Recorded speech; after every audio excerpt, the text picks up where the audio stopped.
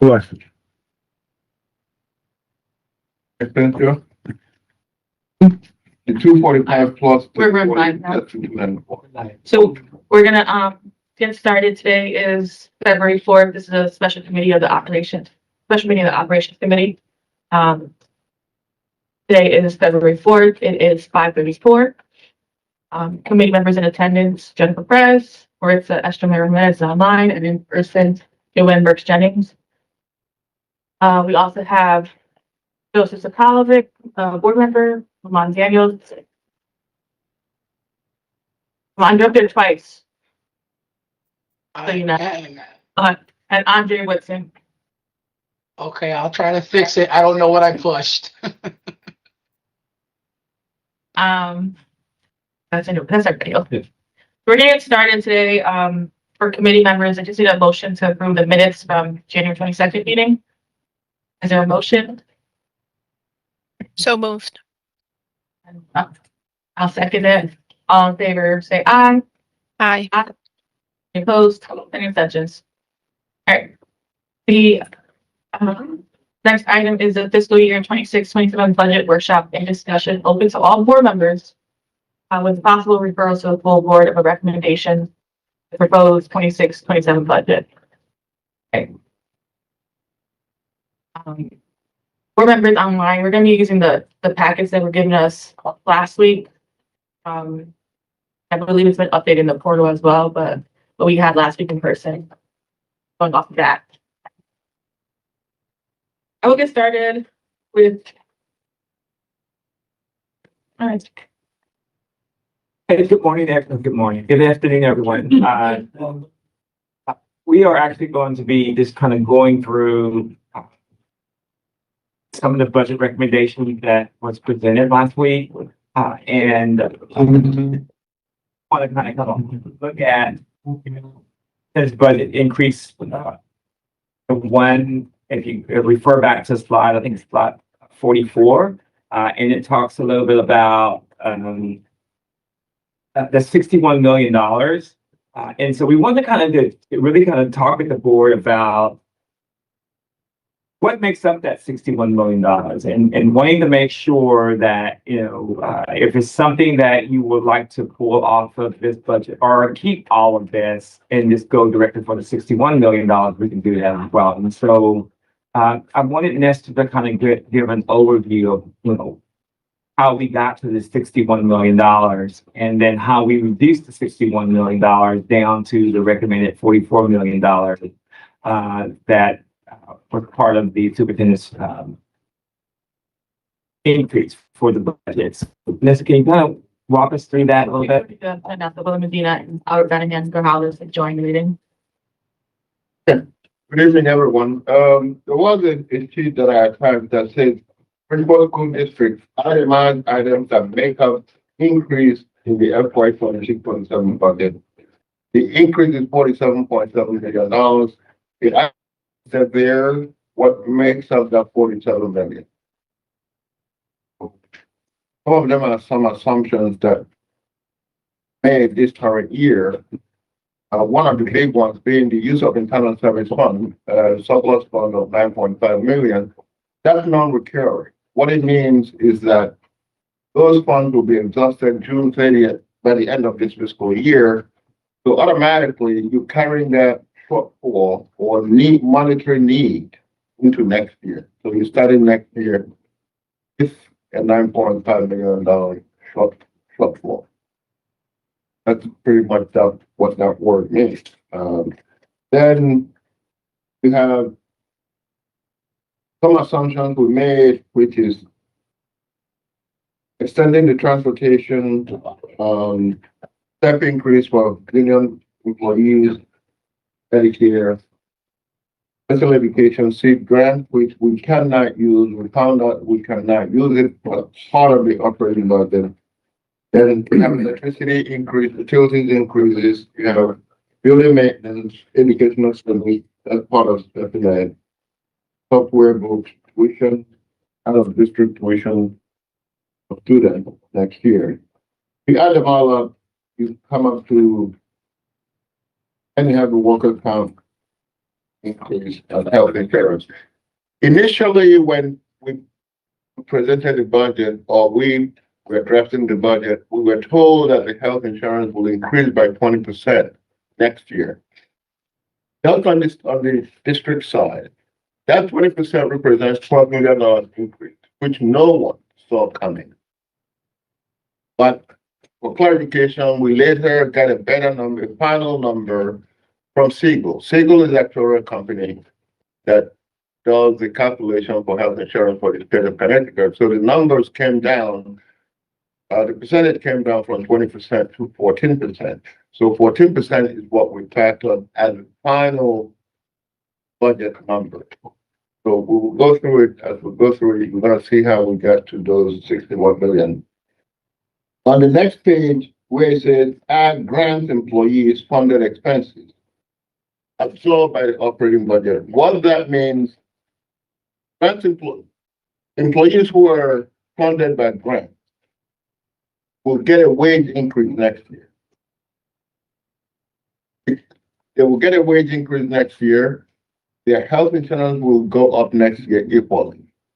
The issue there is that grants are pretty much flat funded. We assume them to be flat funded next year. We know how much we're going to get in Alliance next year.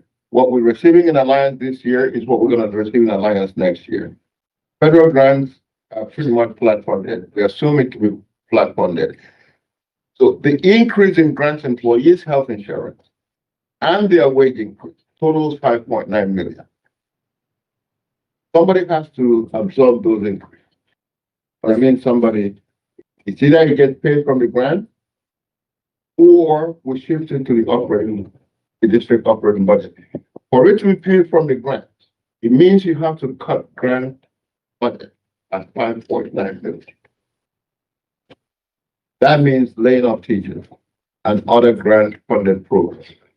But we cannot do that. So what I'm doing here, so everybody will understand, what I'm doing here is assuming that $5.9 million increase will get shifted to the district budget, district operating budget. Now, people are going to say, how are you going to do that?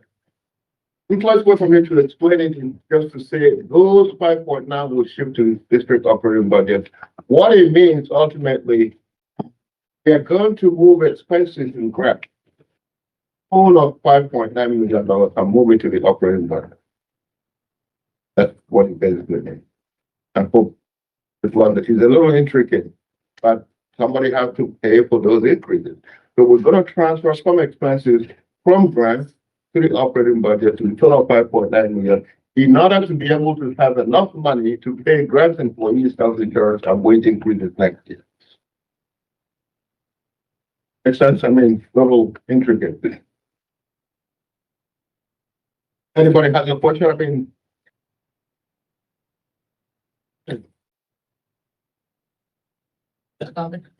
just more piece of clarification on the side that where we would have to cut from grants if we did not ship that money. If we don't receive that money within the operation budget, we've got to cut from the operation. that's correct. That's pretty much, yeah. So it's a good thing you explained this in the disclaimer. I kind of like that, but I have it like system of liability. Yeah. So, but that's what it is pretty much. So when you add all that, the grants liability, then the principles, we did what I call school-based budgeting, which the state wanted us to do. It's basically called, have meetings with all the principals, like Dr. Avery said. The cabinet members spent over 400 hours meeting with every principal, asking them what do you need to function appropriately in your school. They gave us a list which is included in the presentation of what they needed, paraprofessional, assistant principals. The bottom line at the end of the day, it comes up to approximately $8 million of what they want beyond what they currently have.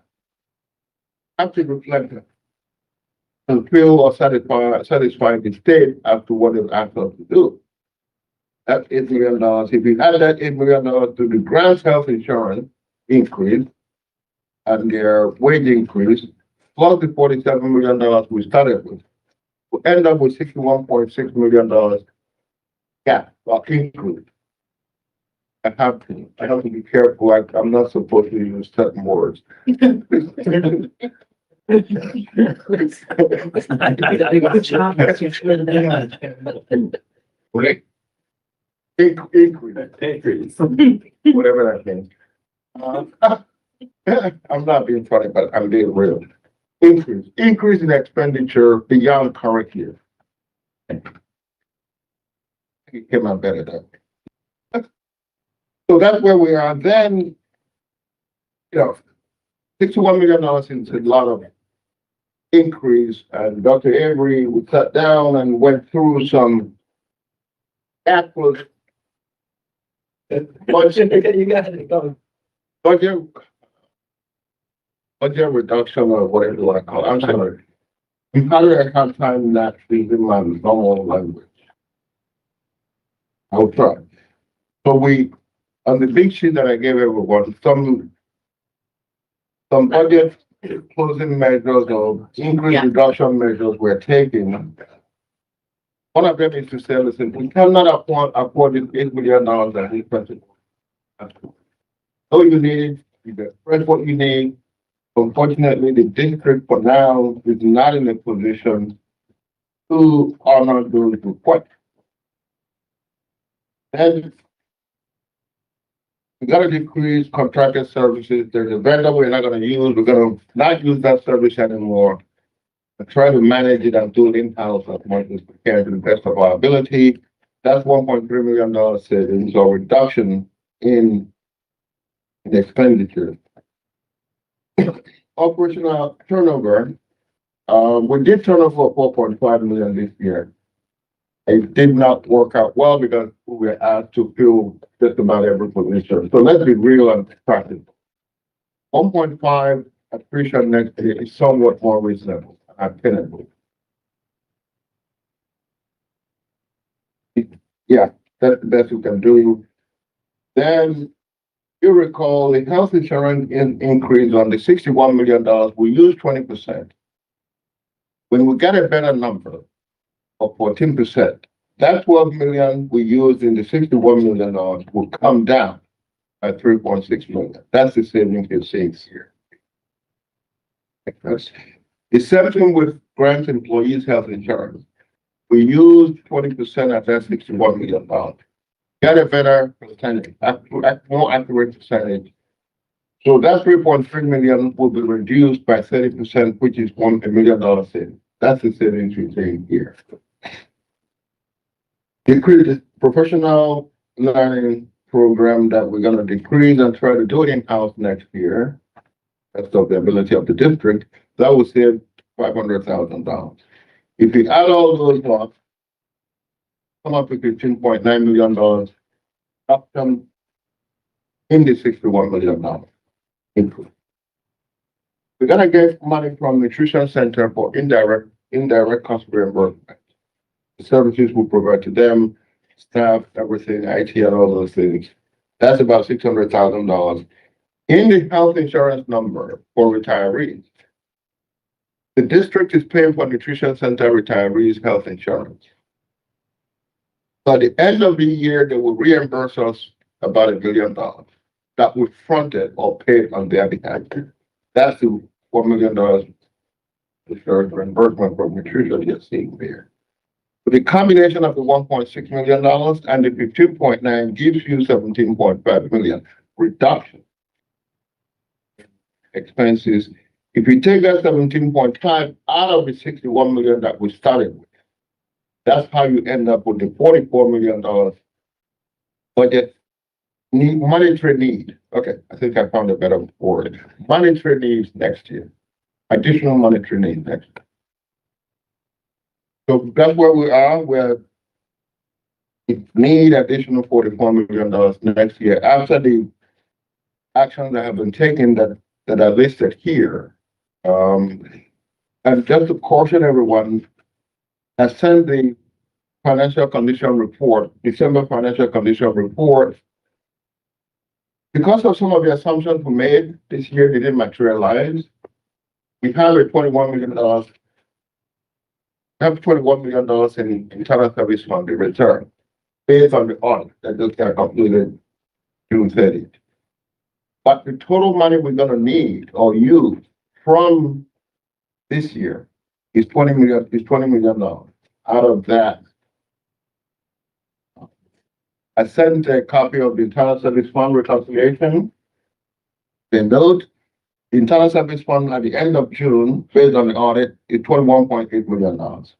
We're gonna use $20.1 million of that money. It's not enough to run a deficit at the end of this year. You'll be left with $1.6 million internal service fund. Now, let me clarify something here. That $20.1 million we're using this year is a non-recurring revenue. What it means is that we're carrying that $20 million gap into next year. Because that money is not there. We have to find that 20 million because those expenses are still recurring. We use that 20 million to maintain and pay salaries and all those things. Those expenses did not go away. We just kind of used it to band-aid to June 30th of this year. Anybody has any question? I mean, relating to that, that 20 million we're using is a one-time use of money, which is not there and will not be there, is not there anymore. Non-existent. We'll come to the end of the road as to internal service function. And so we'll be left with 1.6 million. in the ISF, Yes. which is below what anyone said we would go to. You can't run a deficit at the end of this year. I'm not asking that question. Okay. You're explaining why. I'm only simply asking for clarity's sake. You and Joe have debated for a year and a half what's acceptable from an accounting point of view. Am I correct? Yeah, This is a layperson simply asking to understand what the what the impact and what the reality of what you're saying is. Mhm. So we then have 1.6 million in the ISF. yes. Okay, that's it. I just want to understand the magnitude. And that really is enough, not enough money to have, to keep the district running. It is not an advisable position. Absolutely, right, absolutely. It's a little. Now, but I also wanted to be clear, that's a heck of a lot more money than I thought we had in the ISF. Right. We ended up, Where did that extra money come from? when they finished the audit at the end of the year, we ended up with extra $3.7 million surplus in the internal service fund. Yeah, but I thought we were down around 10 or less. No, because you already used 9. Right. This 20 is inclusive of the 9. Yeah. Okay. So it went up. Because we ran a surplus, well, we ended up with more money at June 30th audit that is just finished. Than we thought we had. Yes. Yes, Yes. Okay. yes. I'm just checking my mind, checking my memory. You guys know that At my age, sometimes you miss something. the reconciliation is attached, the board has it, it's in your packages, I emailed it to you, all Okay. board members, it's all there. Okay, thank you. Thank you, Madam Chair. And next we'll talk a little bit about the $61 million, and we wanted to kind of start there because that is, we kind of wanted to kind of talk about what was included in that $61 million. $8 million of that was a request from principals and directors. So we want to kind of start that conversation with the board. You know, is $61 million, is that a good ask? Do the board want to go do more than that? You know, what is, you know, so that's the conversation we would like to at least start with, in order for us to make sure that we can shift, you know, the superintendent's ask based on the needs in the district and the needs and the wants of the board. So that's kind of really, we wanted to kind of start this meeting with that conversation in order for us to make sure that we're adding back to the things that the board is wanting us to add back. So that's kind of where we are. So, Mr. Mayor Vanessa? Yeah, so I wanted to answer Dr. Avery's question here about what do we collectively go and ask for. And I think in the best interest of the kids, we should be asking for this $44 million plus whatever we cut out last year. So that's inclusive of librarians, guidance counselors, social workers, of the mindset that you ask for this, there's always going to be negotiations and you're always going to settle somewhere below. I think we should be trying to do what's best for our kids and try to get some of that stuff back in addition to trying to get this $44 million. Mr. Chair? Yes. This is just a clarifying question for you, Ms. Jimenez. I think some of the asks that the principal has asked for within that $8 million was bringing back some of those individuals that you're talking about. You know, now we can analyze it to a point where we can say, well, and that's one of the requests of one of the board members to myself and Nestor, you know, what did we cut so that we can have that number of those positions and try to put a number behind or a cost behind what that number is going to be. But we also have to discern some of the requests of the campuses because those assistant principals, I think we've rolled a lot of those in the ask based Gotcha. on the principal's request. So we have to kind of work through that, and that's the charge we've had over the last 2 days, but it's been a little integral, conversation with my staff as how do we do it. So I appreciate the clarity of what you're wanting. I think we're leading into that with the request of one of the board members as well. So I think we just need to be able to come back in the next couple of days to see and have a better number of the cost that was deleted based on the ask, and see if we have a happy medium there that we can kind of come with to bring back to the board. Perfect. Thank you. Mr. Daniels? Thank you. So I just want to, because I'm hearing an echo, but that could be my system.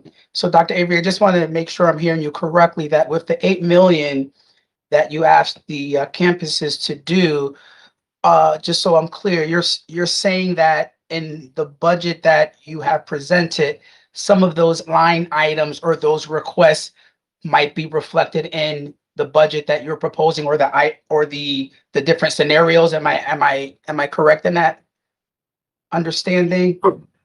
It's only included in the $61 million budget that was presented. The school-based budgeting, is that $8 million is within that proposal, not in the other two proposals. So Mr. Nestor mentioned about, I think, the 44 million. So is anything in that 8 million reflected in the 44 million from the, No. pardon? No. Okay, thank you. That clarifies. Thank you.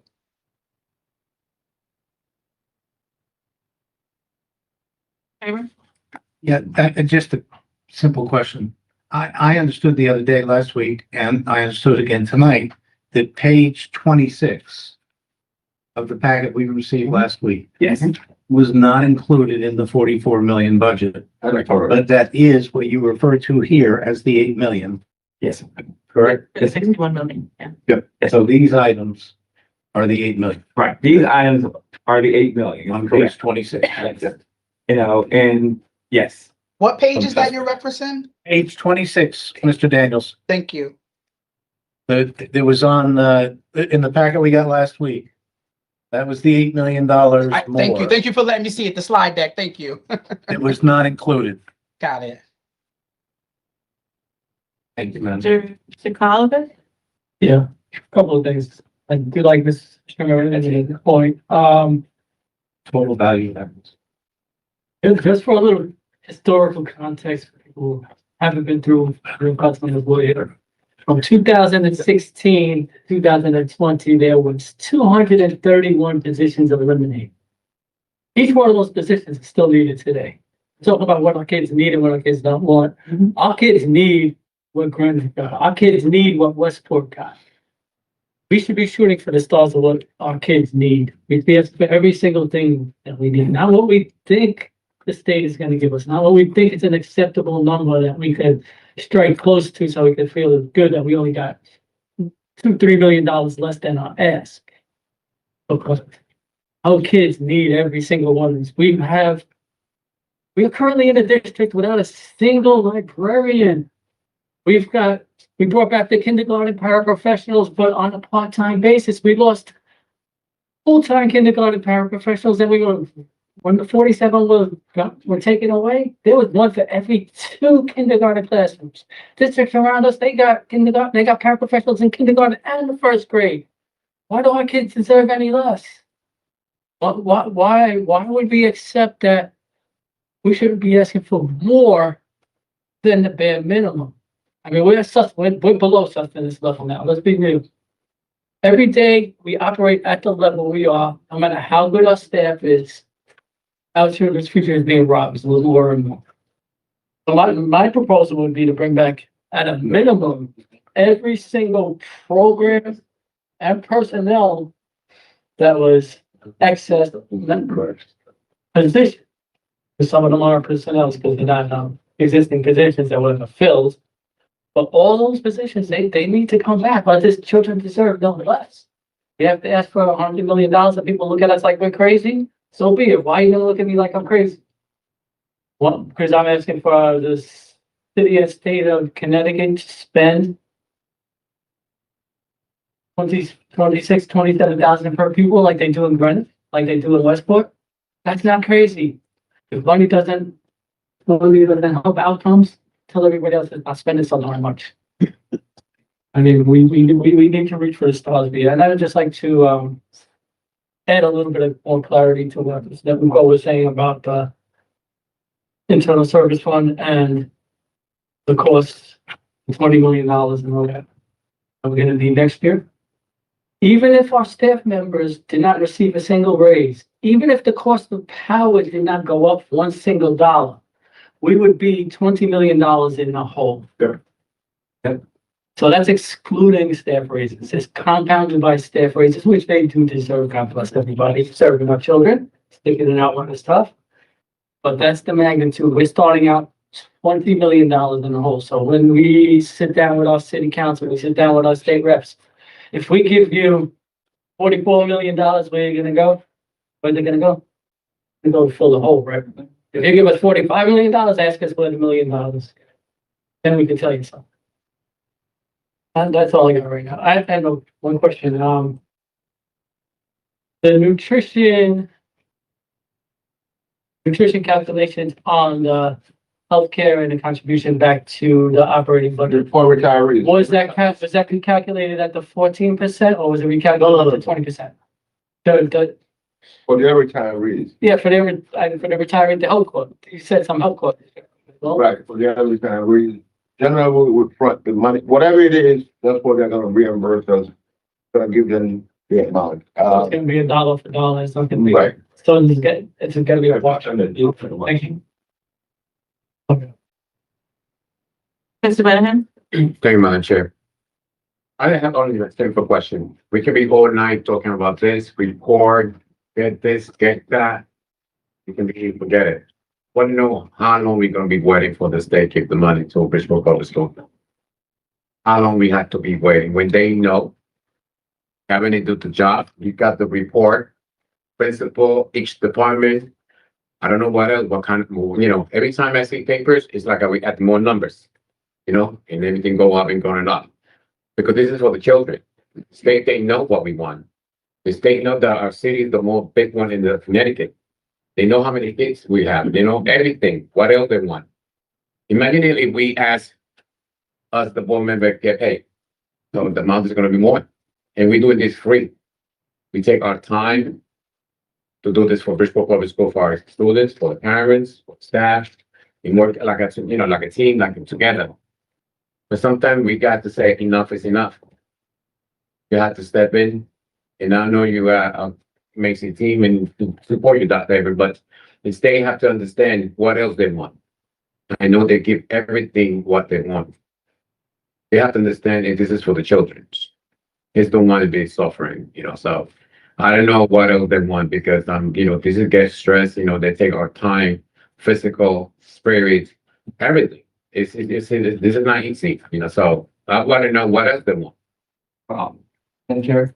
I mean, just to kind of clarify, and I appreciate your comments there, but I think one of the things, I can't speak for the state. I don't know that, but all I can say, I know the state is wanting the district to make sure that we've looked at every aspect of our budget and making sure that we're stewards of the taxpayers' money, the money that the state gives us, the federal government gives us, and that we're doing the right thing. And we already know that we've had an audit. Nothing come about other than systematic things that we know that we have to tighten up, right? We've done, cost cutting measures to get us to a budget that is palatable for, us to make the recommendation, right? We've done a lot. We have the state technical assistance teams, 2 sets of those individuals in our district, managing and supporting us, every step of the way. So you're right. They know they've opened that window and looked inside. Okay, there's nothing, illegal going on within our system. We just have lack of funding. And I think, in my personal opinion, in talking with people from the state, we were at the opening session today. There's a lot of conversation about funding of school districts in Connecticut. And we're right at the heart of that. So when you talk about what else do they want, they want us to keep looking until that final number is given. And we've looked and we've come up with numbers, and we have a list of 25 additional things that was given to me yesterday that we have to keep looking for, right? And we in the state technical teams are helping us do that, and we're going to do that graciously, and we'll make a recommendation to the commissioner, in the next week or so. But cutting anything else is not a real solution for us, right? We're just needing support and support for the children that we manage and we support. And that's where we are. So I don't know how long it's going to take for them to be able to make that decision, but they don't have a lot of time, because by June we have to pass budget, and we have to know what city and state is going to provide us. We kind of already know. I think the federal government's just put their numbers out today, I think was approved. So we'll calculate those numbers. But from the city and the state of Connecticut, they're going to have to figure out what they're going to do to support us. And so hopefully that's going to come pretty soon, Albert. So This is one of the reasons, this is what is different, because years back, that every former superintendent, they always do the budget, and the budget's then in a limbo. And that's why the city was talking about the municipal public school was not doing correctly the budget. I'll be there and I was written it. Now that the budgets, we're working with a great team, and you open all these drawers and windows and everything, and you find out what's going on. I feel that the state say, oh my God, now these people, they're working the budget the way it's supposed to be. Because I'll be there and I was written. So that, and now and the only thing I'm worried is that I hope when this thing is done, they come, then not lock the doors for our children. And that's because we working, and your team working after hours and working days off and everything. We have to respect that. I hope in the end, it's a nice, beautiful solution for our kids. Not be closing the door and say, we can give it to this or we cannot give it to that. After all of us, we do amazing hard work. And I can say, Ali, this is a collective effort. Okay. We can't, as a school district, do it by ourselves. The board can't do it by yourself. City, the state, it's a collective effort. And it's about the approach and the mannerism that we carry ourselves in order to make it work. And I think we can be aggressive about the things our children need. And I think that's what we're going to do. And as we start this legislative session out, we're going to be very aggressive about what our kids need. And so I think that's the best thing we can do collectively as a body. And I think that's what we're ready to do. And I think so we're going to mobilize and we want to see the Bridgeport community come out and support us in that effort. So It is what it is. Thank you, Dr. Avery, and your team too for everything you guys do. Thank you, Madam Chair. I'll say, Dr. Avery and I both met with the delegation. I know individual members of you have talked to your reps and we do have some support from our own delegation this year, right? They're having that conversation with us, right? They're telling us, go for the big number, right? Like, let's try this out, right? They're ready to go, battle for us. So I think, as we do this workshop, we really, whatever number we come up with, we really want to focus it back to how it's gonna, help our goals, right? I set goals beginning of the year. I think we should be aligning that budget to those goals, and that's what we're doing here. We want to see academic achievement on the rise, right? We want to see teacher recruitment, retention, the fiscal responsibility, right there with you, fiscal responsibility, and sustainability. We can't sustain a budget if we're asking for little, like, not enough to even get us for this year, right? So when we ask that for that money, I'm all for asking for a larger amount, like 61, to be able to sustain us for this year and years to come. So, comments, I'll let Mr. Traver, I saw your hand up. Go ahead. Yeah, Phil and I had this talk coming back from Hartford on Monday. Trying to figure out what we've lost and not lost and had. There was a discussion in the summer of 23 of creating a committee to establish an ideal staffing level. New Haven had done this several years ago. And so the idea was not unique. It was modeled after something New Haven had done, and I spoke to the board member in New Haven who had chaired the committee and led it. And the idea is, look, if we had all the money we needed, what would we have? Librarians, therapists, how many kids per staff, how many classrooms, all that stuff. And that's what and they do have that. If you go to their website, they have an ideal staffing level, and they measure everything by that. And that gives you an idea then of what you would, if you had the money, what would you spend it on? And they measure what they have by that. When the union negotiates with the board, they measure that. It's there all the time to sort of measure, this is what we have, this is what we should have. And that's what it provides, is a measuring stick for this is what we should have. And it's another way of looking at what Joe was trying to articulate. What should we have? What would we want in an ideal world for our children? And that's really what we're talking about here. I hear it in Ms. Esther Mara Jimenez's comments, what would be, and so if you look at, and he and I disagree slightly about what the amount is, but you're looking at somewhere between, 93 and $101 million if we were fully funding the ECS. And so if we had that kind of money, what would we be spending it on? And that takes care of your $20 million ISF shortcoming. It takes care of our deficit, or whatever we're calling it, Nestor.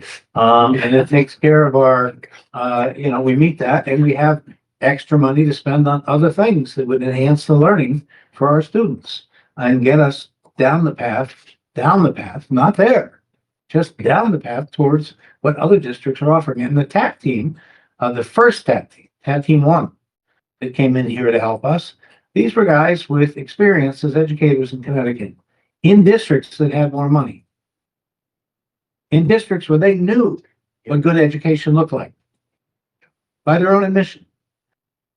Not in districts like this. They didn't have any experience in a district like this that was underfunded. They had experience in districts that were more properly funded. I won't say they were all properly funded, because I think one of them worked in Danbury or somewhere up around that area, but in districts that were more properly funded, if not properly funded. And so that's what we aspire to, is a district where our children are given the same opportunities as children in a properly funded district.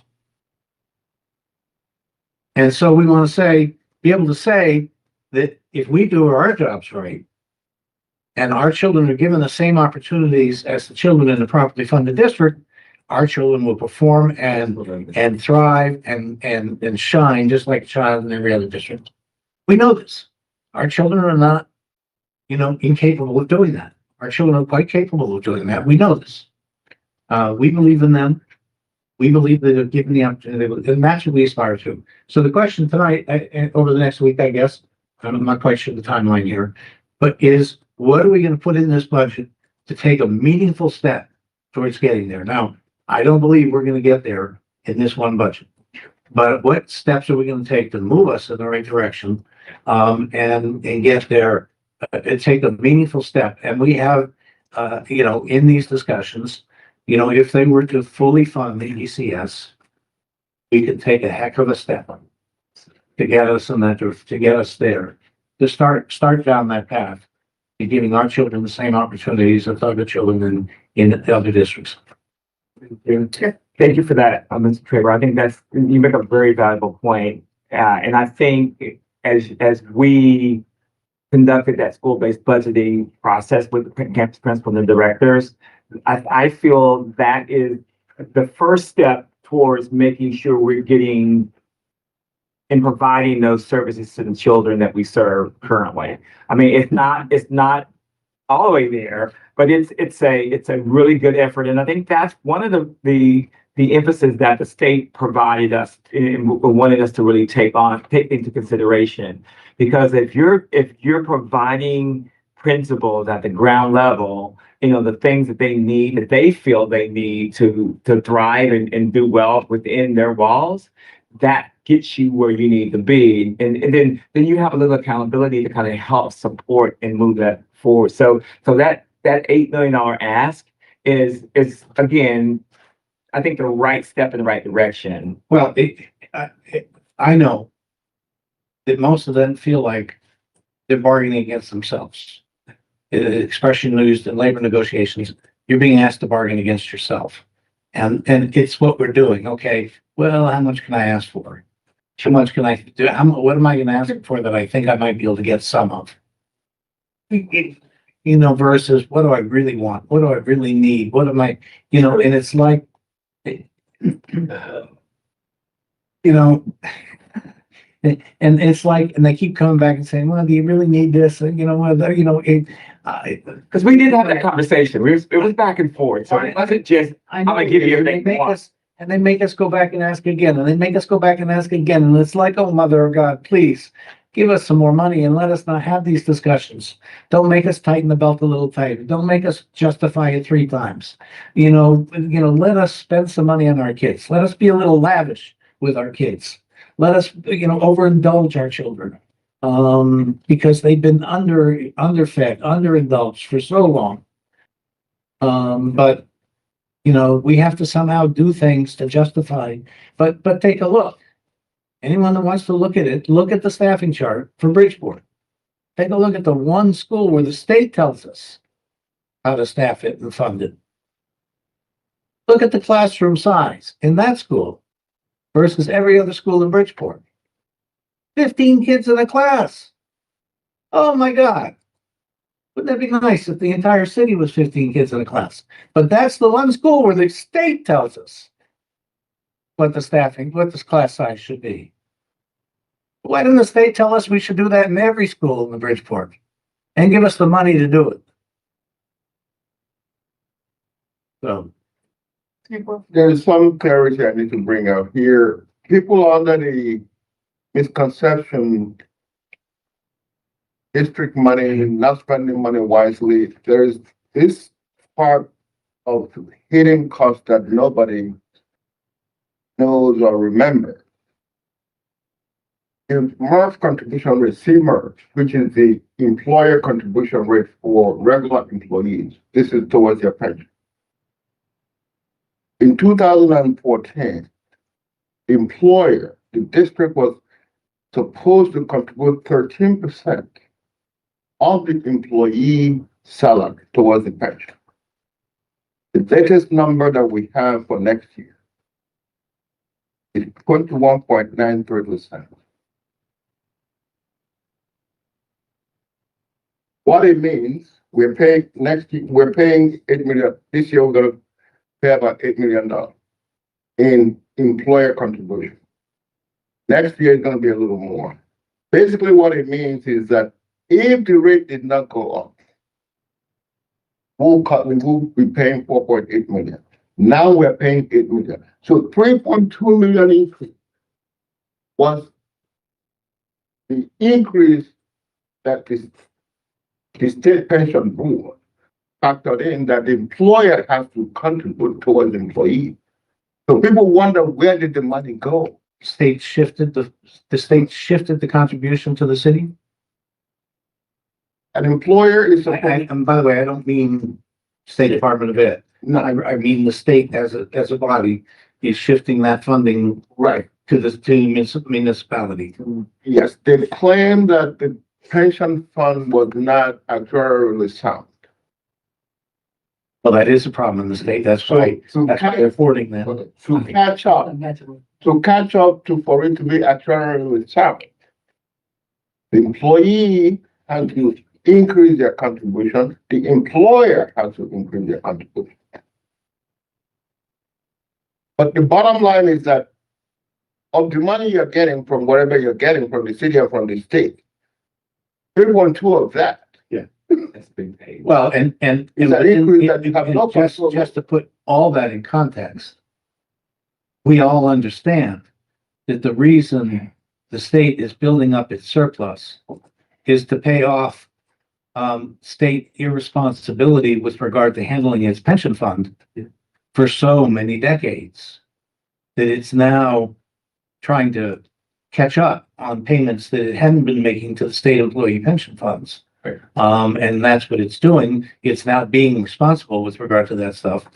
But that is a problem that the state has had handling its own money or money management problems. So, God knows. I'm not here to blame. No, I'm not either. I'm not either. just trying to explain how the I'm district. just pointing out that he who is without sin should cast the first stone here. I'm just trying to clarify as to what is eating up whatever portion of money that's being given to the district. It's beyond the district control. It was not spent on, some of them were kind of mandated expenditure you have to spend. So that's all I'm trying to get to.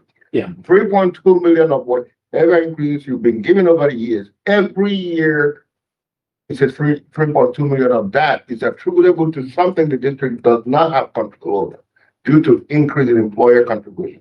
That's all of the point I'm trying to make. Yeah. Thank you, Madam Chair. Yeah, it's kind of frustrating.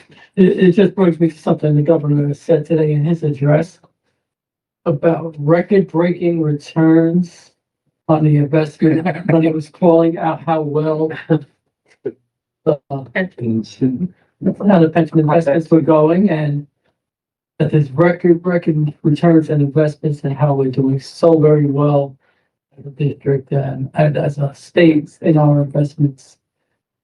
So I don't know what these 31, what was the percentage, 31? Well, in 2014, it was 13%. For next year, which I have to bring to the board attention, the financial impact. This year is 20.78%. Next year, the state pension board just voted. The new rate is 21.93%. I have to bring that dollar impact to the board. Question, when the state calculates that, they base part of that on the returns of the pension investments, correct? Yes, yeah. So if the governor did in fact see record-breaking investments, that number should come down. Should be. They just voted, so I just saw the letter flash on my email from the state pension board. So I have to bring to the board the financial impact of that increase, in addition to the 40 again, is what I'm saying. You're making observation based on political position. Not observation. No. Mr. Sokolovic is making a comment based on political posturing versus actuarial reality. No, I'm repeating the governor. I know, I'm saying, you're commenting on his political posturing versus Nestor's comment on political. Actuarial. Mine is on fact, voted by the state pension board, effective July 1. Which is based on Actuarial. numbers, people like you and Mr. Sokolovic, not politicians. So I have to bring to the board the dollar impact both for operating budget and the grant, because again, the grant cannot absorb their cost. It has to come. That to be absorbed by the operating budget. Again, just like we're absorbing their health insurance and they wouldn't. I don't want to throw a number, but it's something we have to add on to the 44 million. Mr. Daniels? It's unavoidable, so everybody will know. Effective July 1, each payroll, you have to wire to the state 21.93%. Mr. Daniels? Thank you, Mitch. Just a point of clarification through you, Dr. Avery. So I'm going back to page 26. That's where my attention keeps me. So for the other positions, and please forgive me, it's in the packet. I was looking, I just couldn't find it. Does it break down what those positions are that the campus principals requested? Yes. What page is that on, where I can find it? Page 26? Yes. No, he's not. Under that, you have other. Oh, you talking, the other position. Marge, do you know what that? Yes, we took that apart this week after our meeting last Thursday, and buried in there are and it depends on where it was on the spreadsheet, but there are additional, I believe, 10 additional multilingual learner support people, 2 school counselors, and 2 social workers. Great, okay. Just for my edification, what's the difference between a social worker and a school counselor? It's a big difference. Give me the quick answer. I'm a fast learner. School 2 counselors, sentences.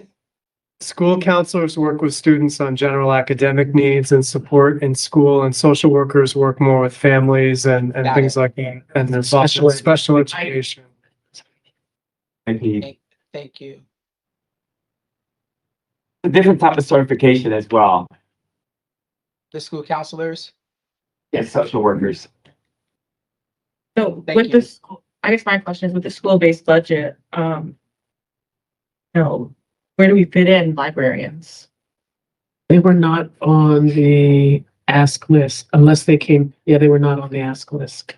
It was not a high priority. The high priority were assistant principals. That was, I would probably, if I had to pick one thing that our principals really requested, was getting that additional building support for day-to-day operations. Yeah. Hmm. For me, it's the instructional coaches, is my, Yeah, Sure. but Mr. Draper, What does that mean? They weren't on the ask list, like people didn't ask for it? Or Correct. okay. people didn't ask, they had other Was items. raised by the building administrator. Correct. It was focused multilingual, sped. I just was checking that it wasn't a list you promulgated. Oh, no. It was their list they came up with. Nobody was asking for librarians. For clarifying measures, I think it was just when we started the whole process of school-based budgeting, it was just really from, I guess, more of an instructional management perspective, I think, came in to have those discussions. So I don't think they really looked back at what was already cut. They were just looking forward and looking at the needs right now, to keep things moving forward. I feel that was really more, not specifically, oh, we need librarians. Because they've been working through the librarian, perspective this whole year, and they were able to manage that with staff in their ability to do certain things with it. So I don't think it was not a need. I think it's just more of okay, we can keep moving, and assistant principals they need help in management of the building, that kind of thing, more so than anything. I like the idea that Mr. Kolovic talked about, before we started the meeting. He talked a little bit about, being able to look at what we've cut, because last year, what we've cut, in order to be able to see if we can bring those things back into play in this upcoming, in the new recommendations, so that we can kind of bring back. I think there's 2 different, themes here. You can ask for all that you want, but you can be realistic and ask for the things that you feel you're going to be able to, if we can get it, it's going to work for. So again, I see it both ways, but I think it's a matter of how and what the board is wanting. And then we will go back and connect the dots and connect the dollar amounts to positions that were cut in the past and what we feel we can bring back. And I think that as a board, when we were sending our recommendation for that $5 million, I think library meeting, especially as a board, we decided that was one of our priorities.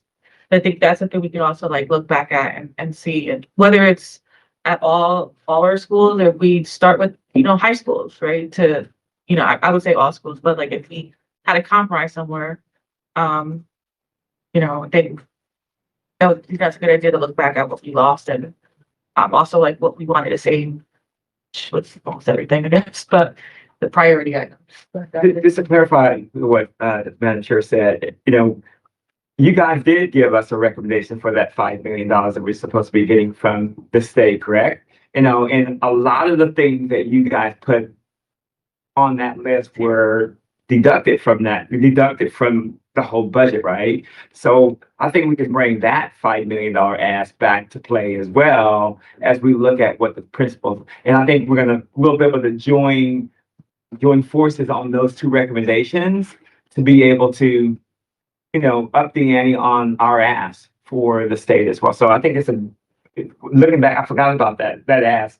And if we get the $5 million, I did have, asked the city when we're going to reignite that conversation, because I think we need to, have that discussion, and they need to have that discussion with the state. We need our money, and we need to make sure it's already allocated to us. We just need them to make that request, and hopefully we'll be able to get that. So it was asked again today, and hopefully I'll have a meeting date set pretty quickly on asking for that $5 million for the next 2 years, or last year and this year. So, Mr. Colvin? Yeah, I think, essentially, we might be missing something. We're talking about school-based budgeting, but all due respect to administrators, there are a couple of steps removed from the classroom, and they might not be seeing certain things. Like a principal is not going to directly feel the impact in that day-to-day job, missing a paraprofessional in the classroom or missing the librarian. People are going to feel that are the people covering that spot and making do with that spot. How does that impact their day?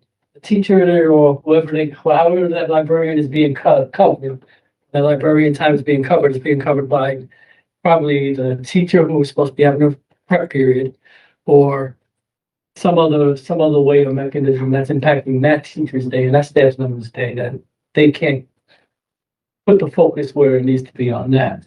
So I think when we look at school-based budgeting, maybe we should have maybe the unions at the table and saying like what they need, because I know it's hard for us to like directly poll the teachers themselves to what they exactly need in the classroom. Because I find it hard to believe that if we were to poll teachers like 100% and everybody comfortable, then the teachers would not be clamoring for librarians back in the building, that they would not be clamoring for paraprofessionals back in the kindergarten classrooms, one classroom each. Because I don't know.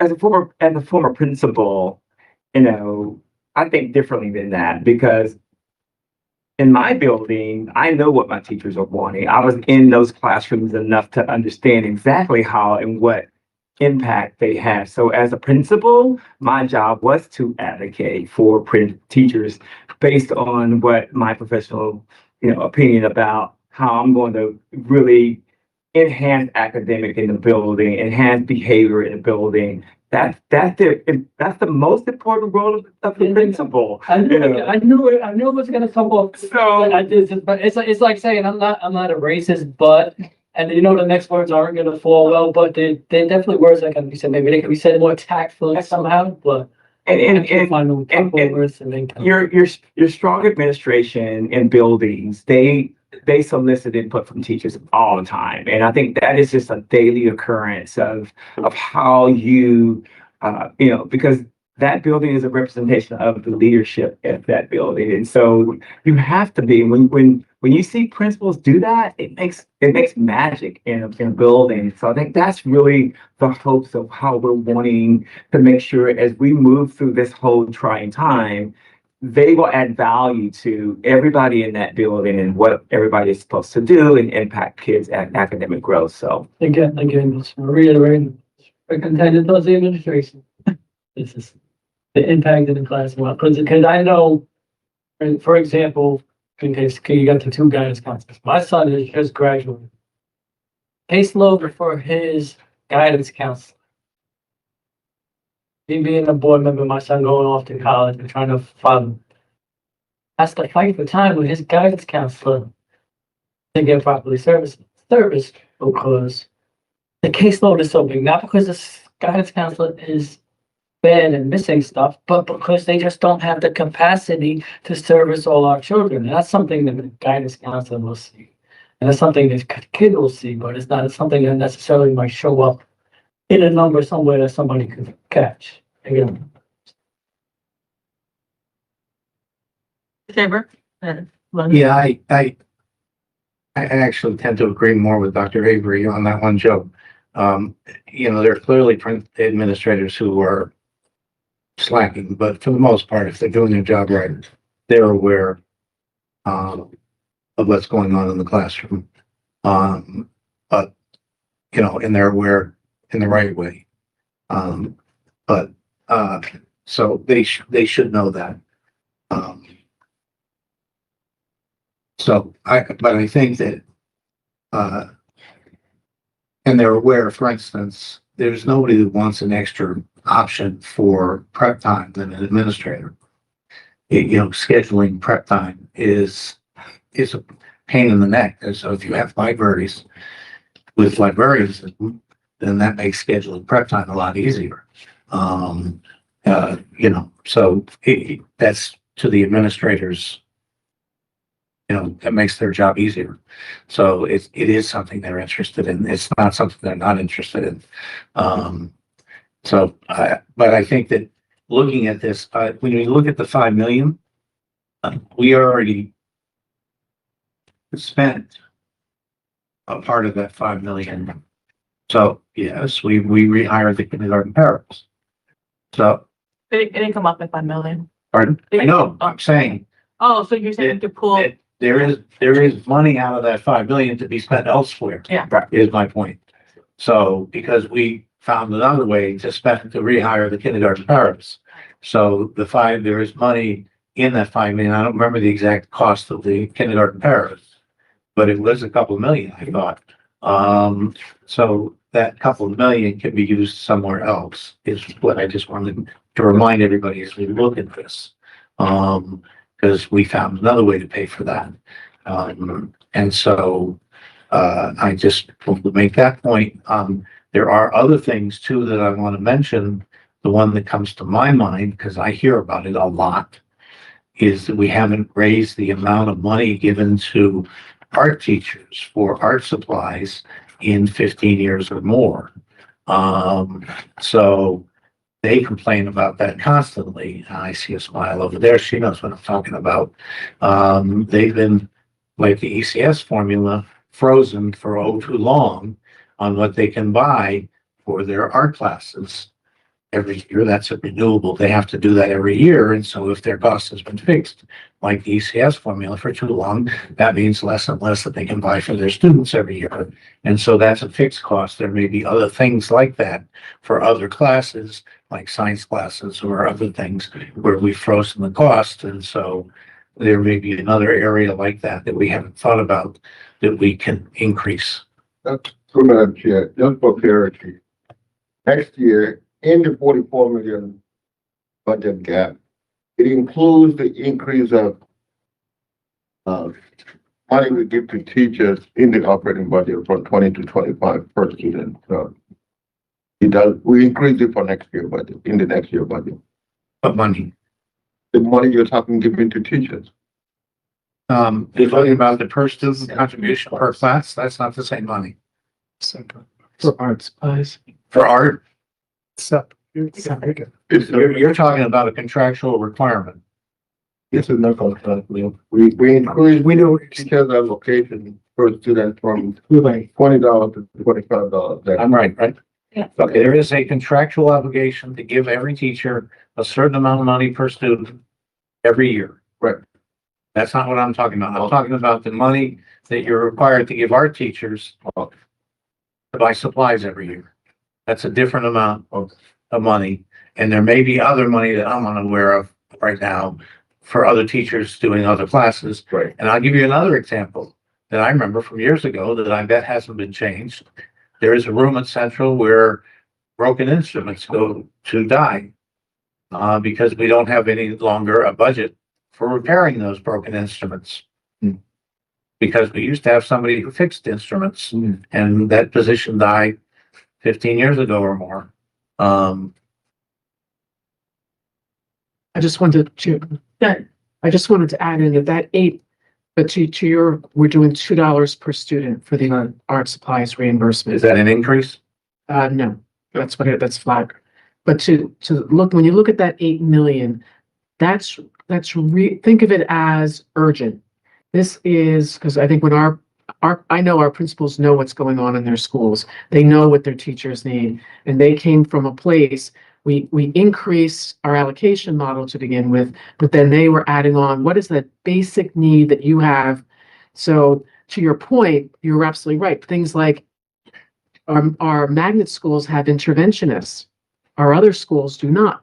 That would be an area that you know what I'm saying? There's other areas that we can add on to your point. And I would agree with you, Ms. Hughes, completely about the importance of interventionists, academic and social interventionists, completely. I'm not disagreeing with that under basic core position and the importance of it. I'm only raising other concerns that may Absolutely. not have come up from the Yeah. administrator's point of view, but from a teacher's point of view, might have come up since I've heard our teachers tell me for years before I retired, this is an important thing that's never addressed.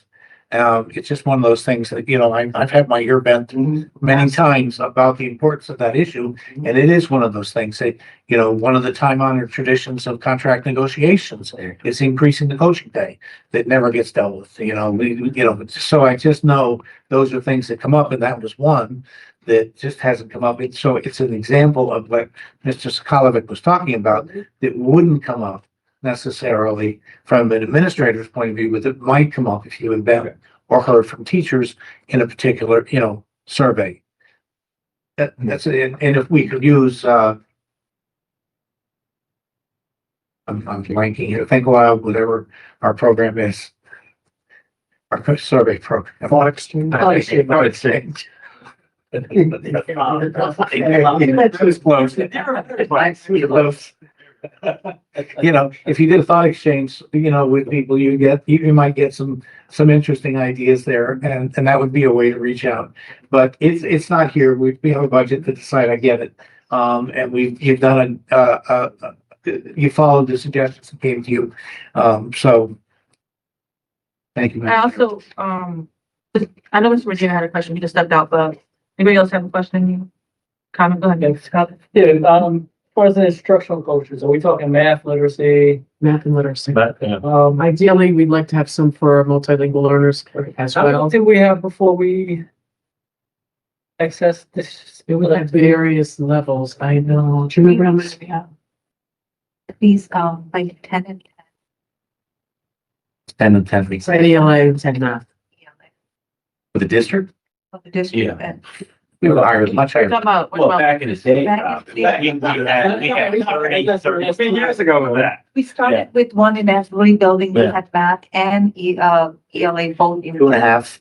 Well, I guess 2.5 literacy at Blackman, 1.5 math at Blackman. We had no, one. other districts have, No, I'm just saying, so there was a much higher number at one point. we're trying to be conservative in our ask. No, I'm not arguing, I'm just saying, when Joe asked how many, it was much higher than that.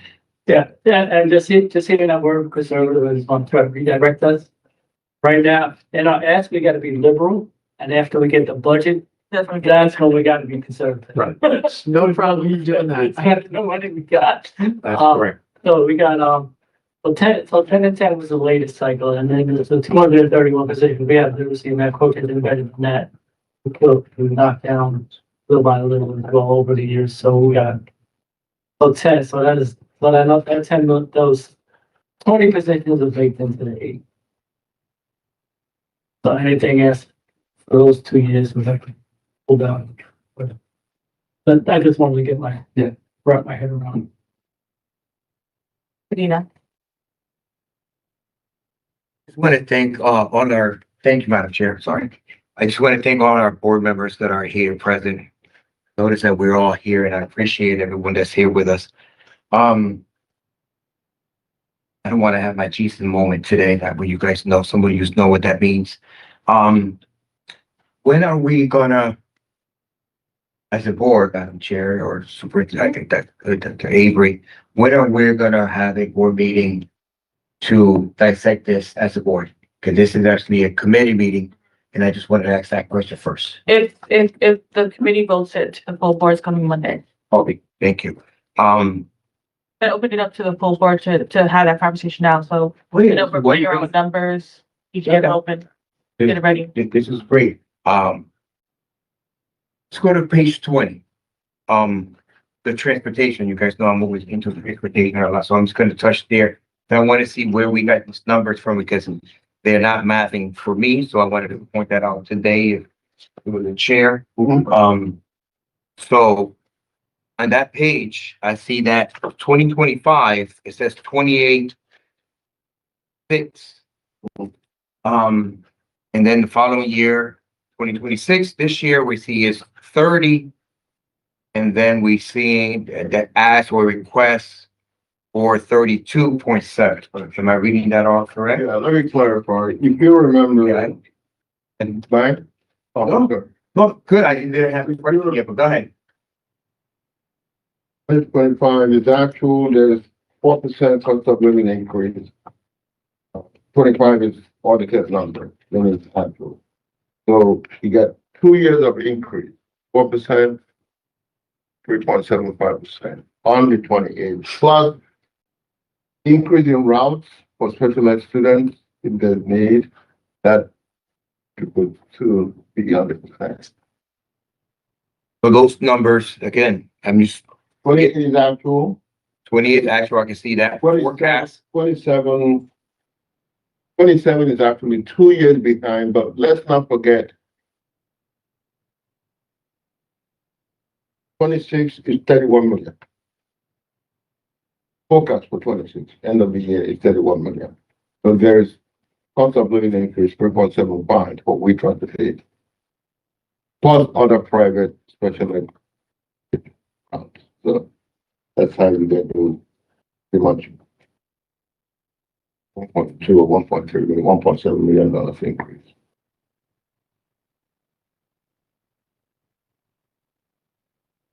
Let me know when you guys are ready. Thank you. So again, you see those numbers there on page 20. Then on our big sheet that we were given with the numbers. I see a number there for transportation at 28.9. And I see that that said the revised budget, so I'm wondering where's this revised budget on this sheet here that you've given us on the big one, but on the report that we got from the superintendent. There's a difference between forecast and budget. In the budget that you see there, if you recall when we did the budget, that budget included extending the walking distance. So the cost of walking distance or savings that have been gotten from the walking distance were taken out. That's why you have a lower budget. On this sheet here that you give, on the big one. Yes. That one has the savings that we got, you're saying? Yes, factored in the deducted from the total, what the total cost would have been.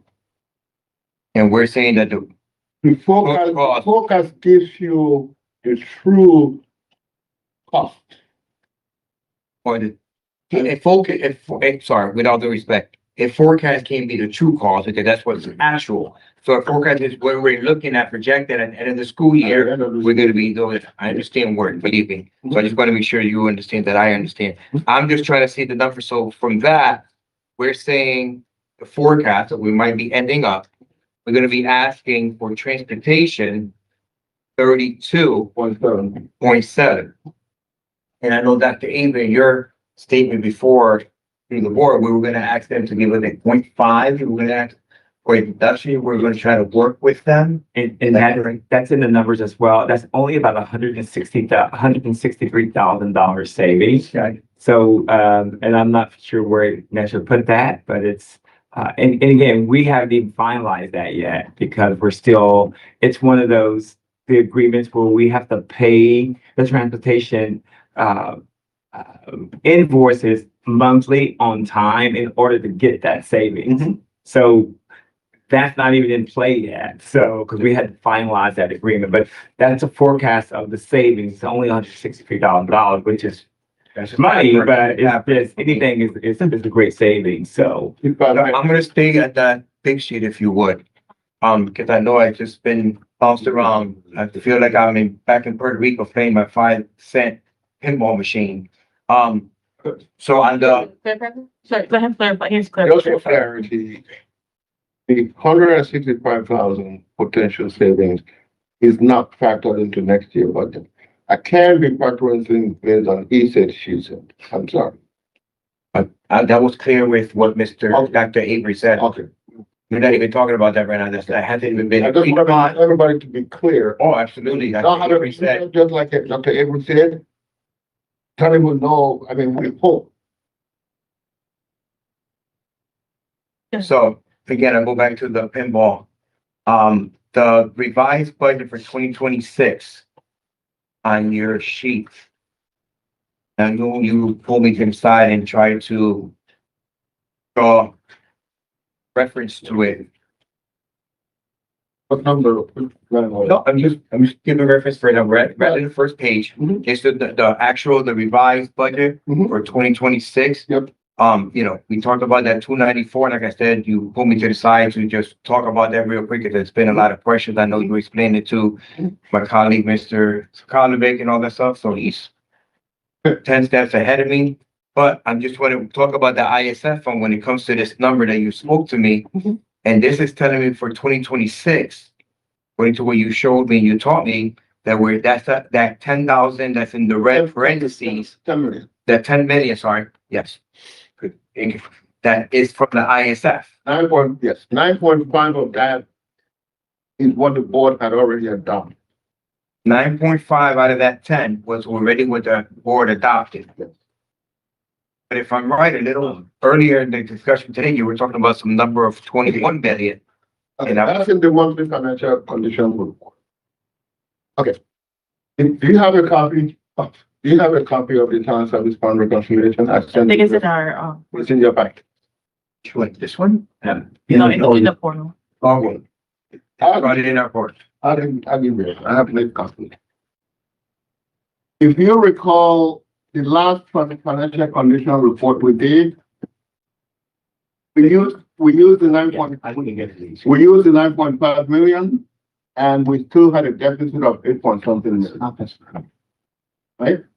So the 8 point something million deficit you had plus the 9.5 is what makes up the use of the $20 million in internal savings fund.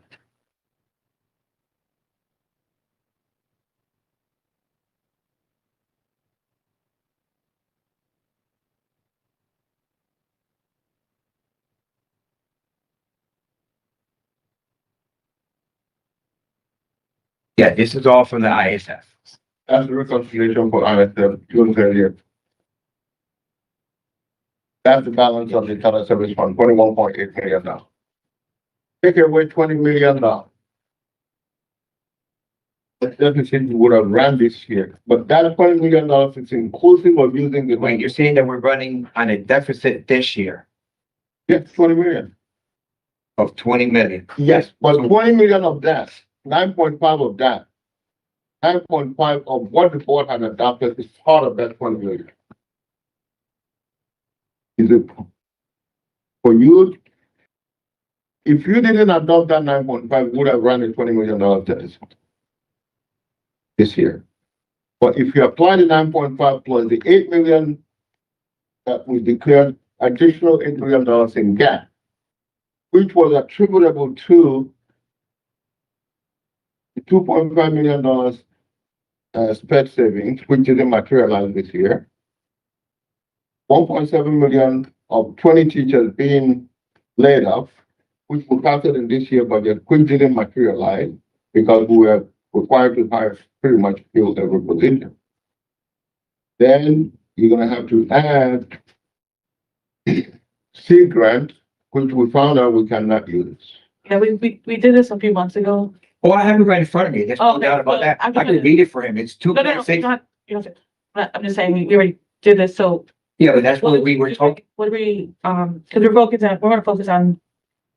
The number we want today, so Well, I was just wondering your question is. Well, Yeah. we're over. I haven't even asked the question. I was trying Yeah. to point out what I'm looking at, that way I can learn, but then they want to give me favors and other stuff, so I haven't asked the question because, Go ahead. you know, he was saying about the 294 and then the 10 million. Now he's saying that that's inclusive of 9.5. I'm trying to get to the budget that we had last year was 304. And now we're talking about the deficit and it was 10.5 that they shared to us. We're not necessarily you- talking about the deficit because sorry. we've done that in the I'm talking past. about this year. This No, year, no, but what he just. Our focus today meeting is for next year. Madam So, Chair, yeah, go ahead. I think we should discuss it all because this budget, very big budget is coming next year, we should not be rushing through this. If somebody needs clarity on something that somebody else does, I think we should satisfy with clarity. What is the question? I'm trying to understand the question. Yeah, Well, I haven't even asked a question yet. Everybody's been giving me information Okay. yeah. and stopping me. You can go ahead. So that's why I can't, you know, You can ask him. I'm working to get there because I'm trying to figure out, you know, you're giving us actual forecast and then budget. And then here, the transportation is coming up at 28.995. But over here is at 30.9. So I'm trying to see with the dollars and cents, because that's a couple $1 million difference there.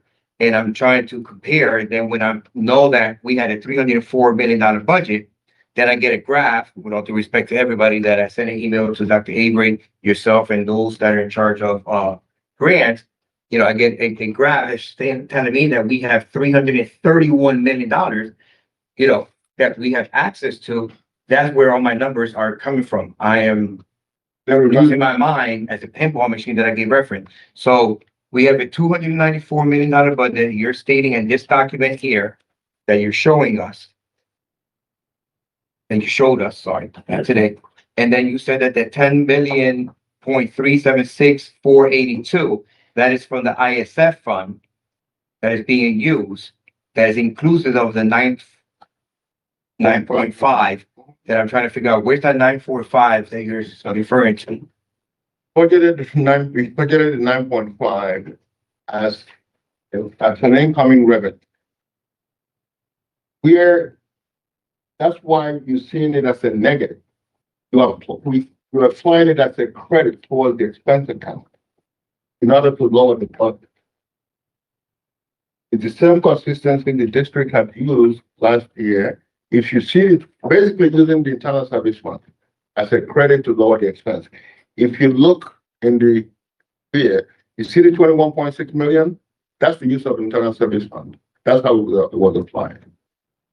The 20, this one? In the big red, And the next sheet. What number you looking at? in red, 21.6 million. That's use of internal. That's service. 2025. Okay, I haven't touched 2025. We have to be consistent in the way, if wherever you're using the internal service fund, however you're using it, you gotta be consistent, or else people are gonna get lost. We applied it as a credit, reducing the total budget by 21.6 million. We have to be consistent doing it the same way this year. That is in, with all due respect to you, because you were here and I wasn't here neither, those couple years. That's something that you applied, saying that you have to be consistent because, you know, we never, to my knowledge, to my understanding, you cannot reduce a budget by saying, okay, we have savings, so we're gonna apply this, so we're gonna reduce the budget. No, we spent that money.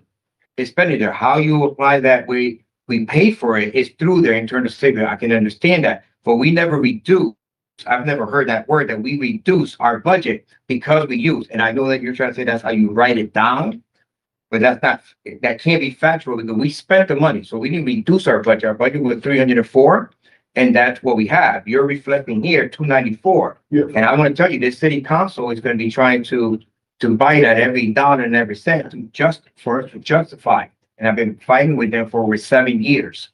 They always say that they don't know what the Board of Education is spending their money on. But when we give them these line items and they don't add up, if I have a question, they're gonna have a question, and I'm gonna be able to answer that. Because even somebody brought these numbers that you shared in transportation, that those are not, that doesn't match the other numbers. Now, the 1.3 that we were talking about earlier about the kindergarten paras, you gave us a shortfall of 10.5, and that hasn't been fixed because that 1.3 was something that was the 1.3 that we reinstated one-on-one kindergarten paras.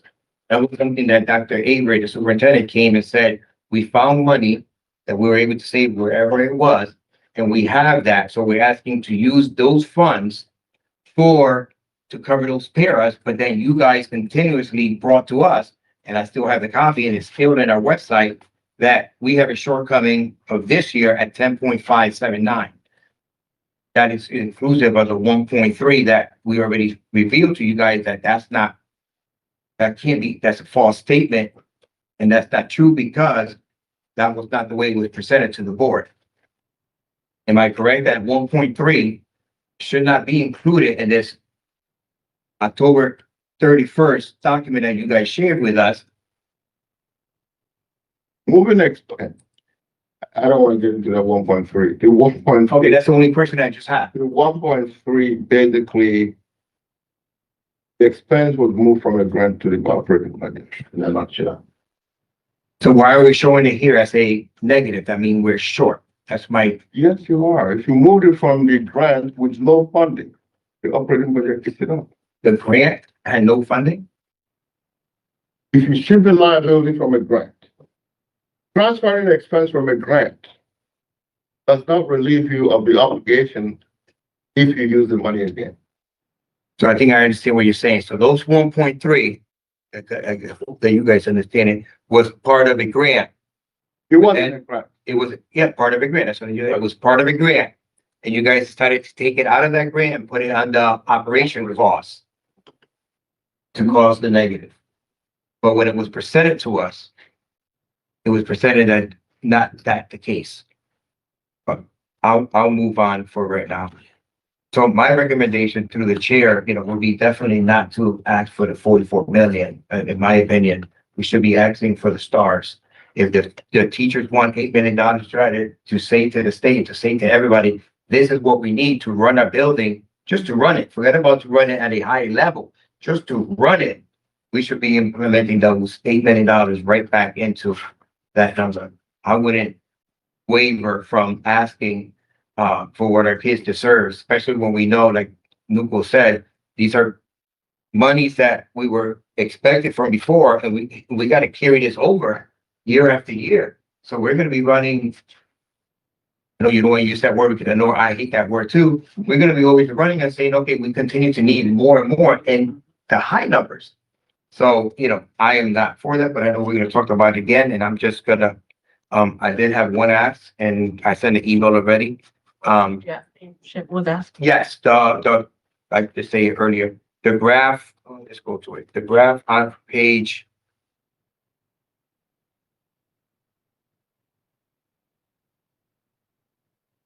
Well, besides that, when I'm waiting for data on each school, I'm in certified staff and non-certified staff, we have per school. For that data, oh my goodness, with that graph. There you go, page 28, guys. I think on last week we talked about them breaking it down further. Yes. Yeah. They're gonna be The board will have that tomorrow. They revised The it. board will have that tomorrow. They revised it. And Oh, no, I don't want to be biased, but I asked for the chair that she asked the question. It's revised with individual numbers, Mr. Medina? Oh, no, I hear you, but she asked me a question that you want to state what I asked. The major grants, which represents the 26% of the 331,078,867, has $85,217,085. I would like that itemized. That was my request. You're getting it tomorrow, sir. Traber? Getting it. No, I was simply pointing higher. Oh. 8 million wasn't enough for me. I was simply saying higher. Oh, I said that's one that make sure that we. No, Yeah. I was just making a. Oh, suggestion. I would recommend to the board, to consider a number that you would like for us to go up to. But let's make sure that we can align to the district goals, to be steward of additional, dollars that we want. And I think it'll be an easier move for us because the state technical assistance team is going to ask us, well, what are you going to do? So as long as it aligns to our district goals, we can do whatever the board wants us to do. It's aligning all the dollar increases to our board goals, and we can make that happen. And I think also, whatever number we, to piggyback what we're saying, whatever we do, such, propose, approve, approve to grow.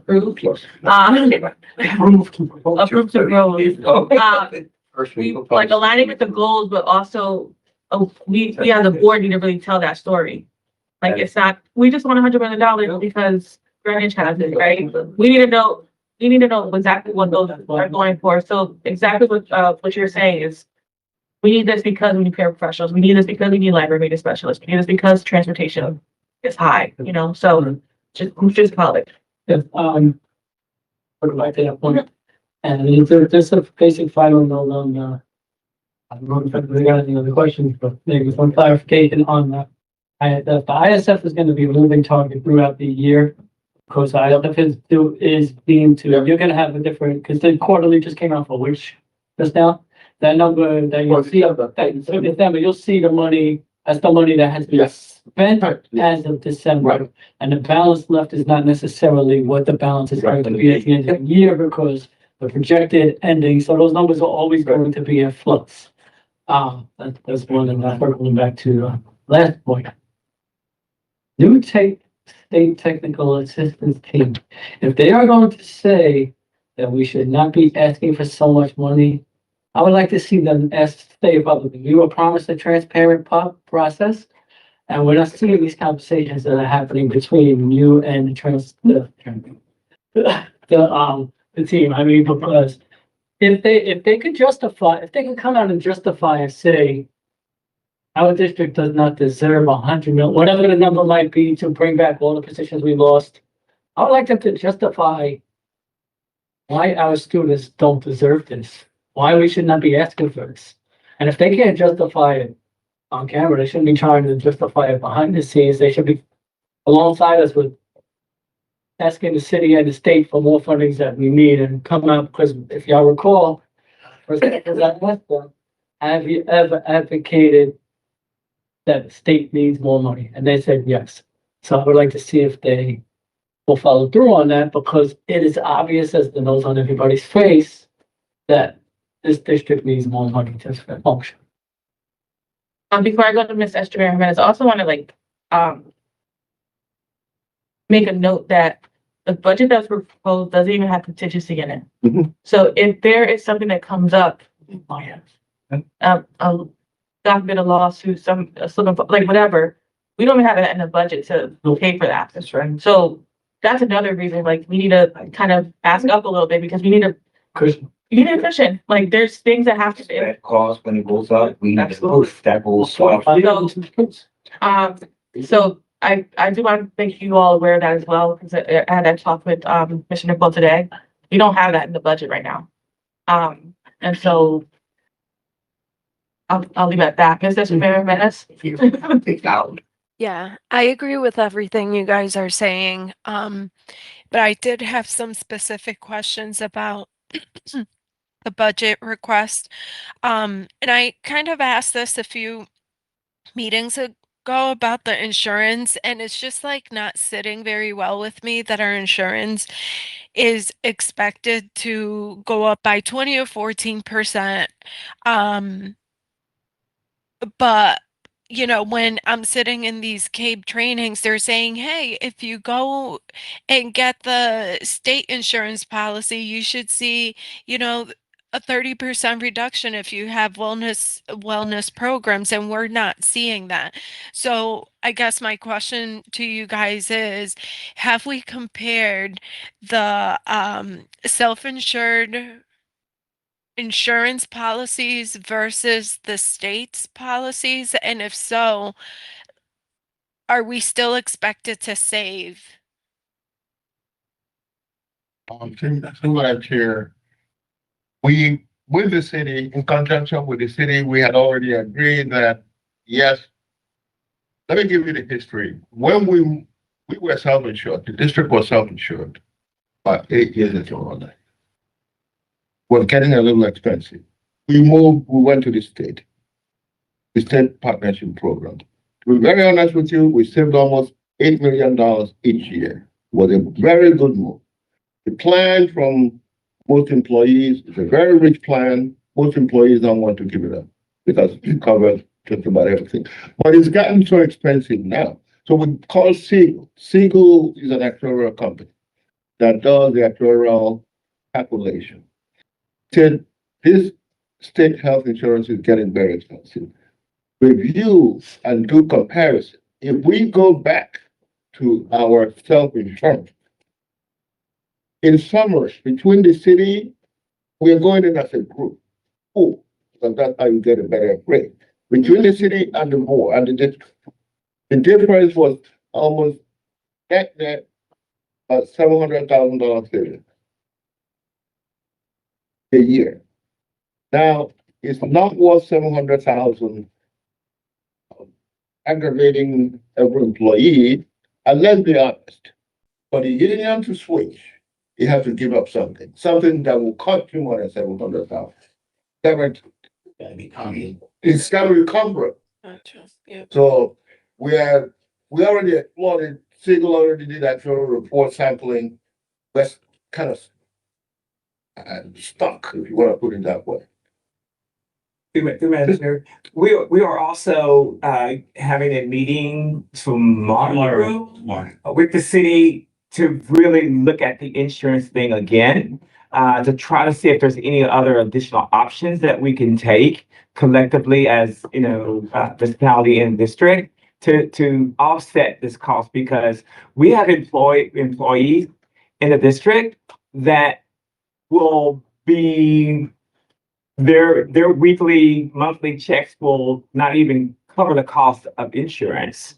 And so, and that's not good. And so we're trying to figure out, is there anything else that we can do to minimize that cost, giving back to the employee? So again, we're because again, when we first started this budget thing, it was 20%. Now it's an actual 14 point something percent. That's actual, which is a huge savings from the 20%. But again, we are looking at those things, Mr. Menace, to try to make sure that that meeting is tomorrow. And we're going to have the unions involved in that meeting as well with the city in order to have a deep conversation about, because in order for a union to say we don't want this program, you're going to have something comparable, and a $700,000 difference is not going to be comparable. So, Thank good you. question. I have 3 other questions. Oh, this one, that was kind of 2 in 1. My second question is around shuffling. So Cape's been offering these like budget meetings for new board members, and I've been taking them. And during one of the presentations, they mentioned shuffling. So what they were basically explaining is that grade shuffling. So if you're having an X amount of students going from grade 5th to grade 6, you make sure that, the resources for those kids going to the following grade. And what they were basically explaining in short was that there's some savings associated with that grade shuffling. And I was wondering if that had taken place as part of the budget proposal here. Mr. Menace, that is part of the school-based budgeting process. In most districts in the state of Connecticut, utilize that process to balance the budget. You look at, first grade, you may not need, you look at kindergarten going into first grade. So if I had 3 teachers in first grade and I only need 2 teachers next year going into first grade, that that spare first grade teacher is reallocated to see if there's another grade level that may need that teacher. That's the process that we use to get to the school-based budgeting with our principals. So it's they may call it shuffling, but it's school-based budgeting. Yep. And using the allocation sheet that we created in order to drive those numbers, whichever way, up or down, that kind of thing. So yes, that's the process that we use. So we're well ahead of the game on that. And but those numbers, that $8 billion, takes in consideration what you're talking about, because you know, you may not have a movement, but you may have to have a gain, which is an additional teacher to that campus based on the number of students that they're having to serve for that next grade. So yes, ma'am, we did that. Excellent. And then my last question is around an email related to BMA and reallocation of costs that the board got. And the question really was, in our current budget, we do not see any costs related to the reallocation of the BMA, and why is that? Because BMA still is going to be an existing, regardless of where it is. You're going to have the same teachers, same administrators, it's just in a different location. So the allocation for that campus is part of the budget. And so you're not doing anything, just because you're moving a location doesn't mean you're going to do away with all those allocations. See what I'm saying? So the only cost associated with that is the movement, the movement of teacher supplies to another location, the retrofitting of classrooms that may be in the new site, which is also integrated into our current budget as we have it. So you're not going to see any of that, but we still allocate for that. And so just like when I sent the email to you guys about, we're waiting on some things before we make that, a public, statement in order to be able to make sure it's going to be allowed. We don't know that yet until, in the next couple of weeks, I will know, and then we'll make sure the board is in tune to that as well. Very good. Thank you. That is all the questions I have for now. Yeah, if I think I would like to ask that in order to have in order to assess what we want to propose Monday night, I need to see the cost. So let me give you an example of what I'm talking about. I would want to see what the cost of, we have we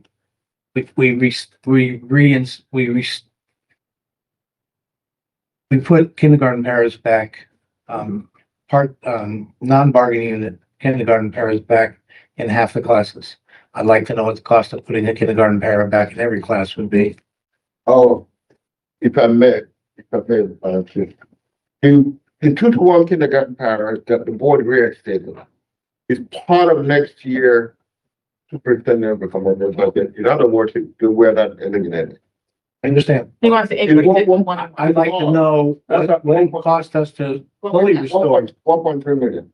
Per classroom. We're having 2-to-1 now, so if you're gonna make it 1-to-1, Yeah. it's Double it, right, double it. So I don't know 1.3. I'm saying, so You want those costs? I want to see some projections for Okay. what a more extravagant budget would be. So if we put, you have proposed 19 coaches. What if we had more coaches?